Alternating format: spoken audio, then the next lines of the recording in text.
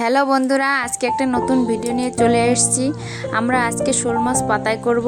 একটা শোল মাছ বাজার থেকে কিনে এনেছি 1 কিলো ওজনের, সেটা পিস পিস করে কেটে নিয়ে এসেছি।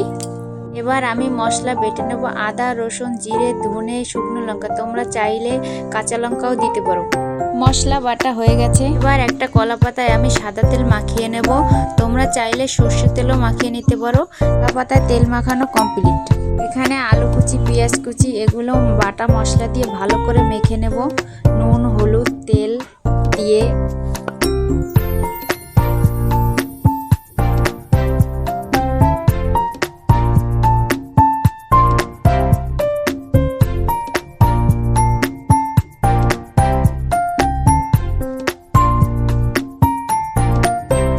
আলুটা মাখানো হয়ে গেছে। এবার তেল মাখানো কলা পাতায় এটা সাজিয়ে দেব।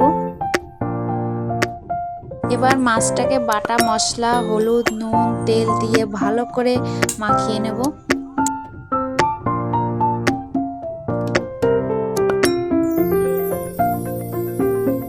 মাছটা মাখানো হয়ে গেছে। এবার পাতায় আমি সুন্দর করে মাছটাকে সাজিয়ে দেব।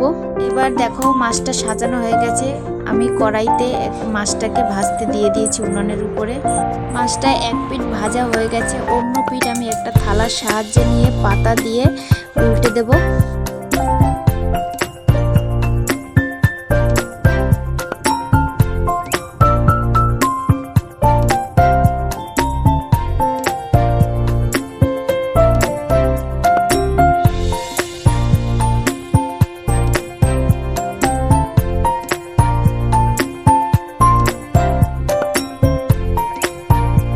দেখো মাছটায় সুন্দর একটা কালার চলে এসছে।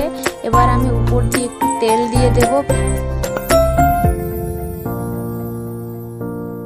এবার মাছটা ভাজা হয়ে গেছে। এবার আমরা এটা মজা করে খাবো। আবার একটা নতুন ভিডিওতে দেখা হবে, ততক্ষণে টাটা।